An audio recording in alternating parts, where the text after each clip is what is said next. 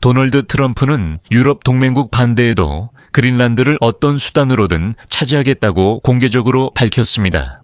그리고 이전에는 유럽 정부들이 도널드 트럼프의 그린란드 점령 위협의 심각성을 인식하지 못했지만 이제는 그 사실을 깨닫고 그를 막을 방법을 필사적으로 찾고 있습니다. 유럽연합에서는 이미 유럽이 그 섬에 대한 통제권을 지키기 위해서라면 직접적인 군사적 대립까지도 각오해야 한다고 공개적으로 밝혔습니다. 브뤼셀은 트럼프가 공격적으로 행동하며 어떤 조치도 가능함을 인정합니다. 아직까지 국무부에서는 유럽에게 돈을 주고 섬을 그냥 사들이는 방안을 제안하고 있지만 유럽이 동의하지 않을 경우 트럼프는 무력 점령도 배제하지 않고 있습니다. 그래서 유럽 관리들은 이미 군대를 섬에 파견할 준비를 하고 있으며 동시에 그린란드를 위한 경제적 인센티브도 준비하고 있습니다. 이 뜨거운 주제를 여러분과 함께 이야기해 보겠습니다. 제 이름은 알렉세이 패치이고 함께 이 주제를 논의해 봅시다. 하지만 시작하기 전에 채널 구독과 좋아요 그리고 이 영상 아래 여러분의 댓글을 남겨주시길 부탁드립니다. 또한 제 텔레그램 채널 패치 뉴스도 구독해 주세요. 링크는 이 영상 설명에 있습니다. 그곳에서 실시간으로 뉴스를 전해드리고 있습니다. 미국 국무장관 마르코 루비오는 공식적으로 다음 주에 덴마크 당국자들과 미국의 그린란드 매입 문제를 논의할 계획이라고 밝혔습니다. 백악관은 트럼프가 돈을 주고 영토를 사는 것을 선호하지만 만약 덴마크가 협조하지 않는다면 군대를 보내 점령할 준비도 되어 있다고 밝혔습니다. 유럽에서 외교적 노력이 활발해지는 가운데 프랑스 외무장관 장 누엘 보로는 자신과 독일, 폴란드의 동료 장관들이 트럼프의 위협에 대한 공동 유럽 대응 방안을 논의했다고 밝혔습니다. 이어서 장 누엘 보로의 발언입니다. 지금 중요한 것은 유럽, 즉 유럽연합을 어떻게 강화해서 그 안전과 이익에 대한 위협과 침해를 막을 수 있을지에 관한 문제입니다. 그린란드는 팔 수 없고 점령될 수도 없으니 위협은 중단되어야 합니다. 폴리티코지에 따르면 유럽에서는 트럼프의 위협에 대응하기 위한 4가지 방안을 마련했으며 그중 하나는 미국으로부터 그 섬을 방어하기 위한 군사작전을 포함하고 있습니다. 그래서 첫 번째 방안은 결국 타협점을 찾는 것입니다. 도널드 트럼프는 그린란드가 미국 안보에 필수적이라며 덴마크가 북극에서 늘어나는 중국, 러시아의 군사활동으로부터 그린란드를 충분히 보호하지 않는다고 비판합니다.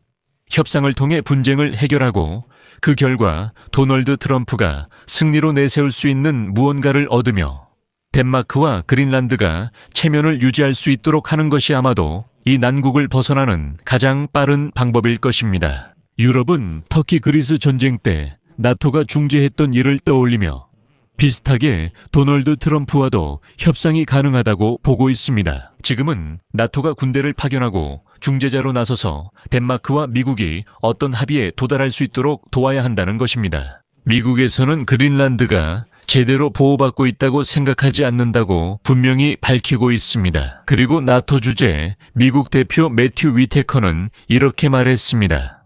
인용하자면 얼음이 녹고 북극과 극지방의 항로가 열리면서 그린란드는 미국 본토에 매우 심각한 안보 위협이 되고 있습니다. 이에 대해 나토에서는 북극 지역의 국방비 지출을 가속화하고 이 지역에서 더 많은 군사훈련을 실시하는 방안을 검토하자고 제안했습니다. 그리고 그린란드의 안전을 보장하고 필요하다면 미국을 안심시키기 위해 병력을 배치하는 것도 포함됩니다. 또한 유럽인들, 특히 이 지역에 군대를 파견해야 한다고 했습니다. 거의 북극 방패나 북극 수호대를 만들어야 한다는 얘기까지 나왔습니다.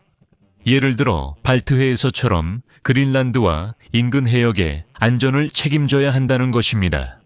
두 번째 방안은 그린란드에 막대한 자금을 지원해서 현지 주민들이 트럼프의 계획에 반대하도록 하는 것입니다. 트럼프 행정부는 그린란드의 독립운동을 지지했습니다. 섬에서 그 운동은 크진 않았지만 존재했습니다.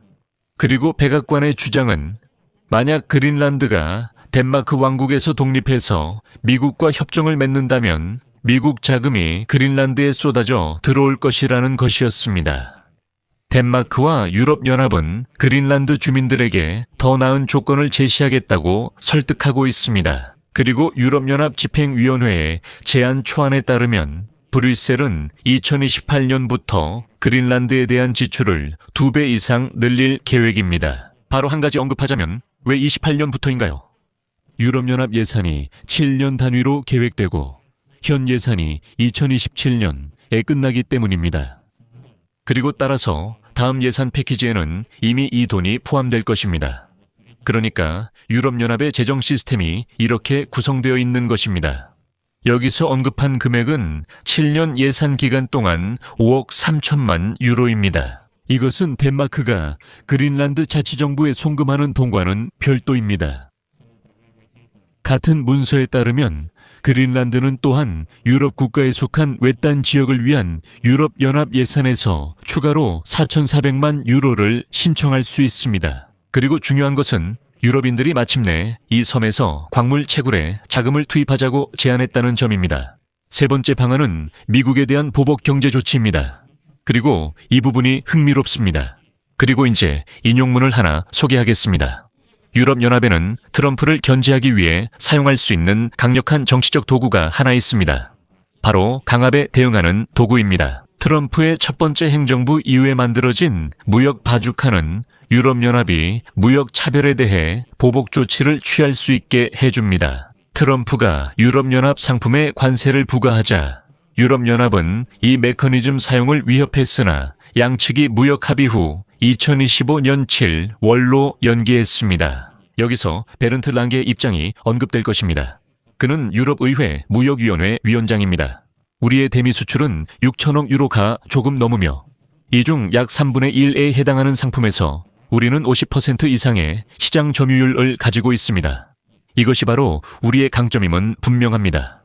유럽연합이 미국산 상품에 높은 관세를 부과하고 자국 상품에 미국 시장 진출을 중단할 수 있음을 시사합니다. 이것이 모두에게 고통스러울 수 있지만 어쨌든 하나의 수단입니다. 그리고 네 번째 선택지는 지상군입니다.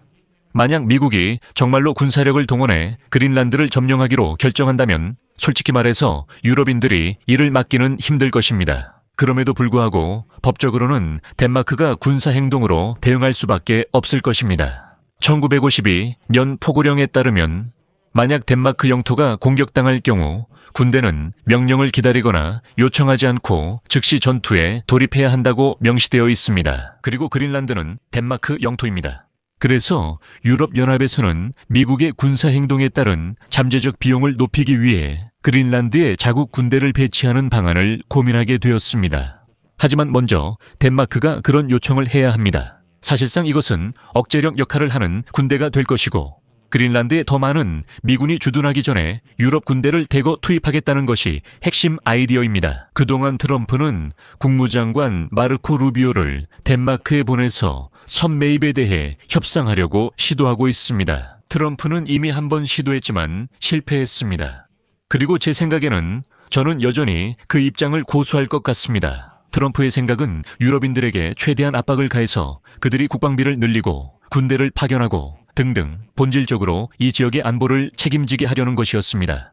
여기서 줄이겠습니다. 여러분의 의견과 결론을 이 영상 아래 댓글에 남겨주시고 채널 구독과 알림 설정 그리고 이 영상이 흥미롭고 유익했다면 좋아요도 잊지 말아주세요. 여러분은 이 유튜브 채널의 활동을 후원금으로 지원하실 수 있습니다. 화면에 보이는 QR코드나 링크를 통해 도와주실 수 있습니다. 이 영상 설명에 알렉세이 피치 채널 후원하기가 있습니다. 편한 방법을 선택하세요. 여러분의 어떤 지원이든 정말 감사드립니다. 오늘은 여기까지고 건강 잘 챙기시고 모두 안녕히 계세요.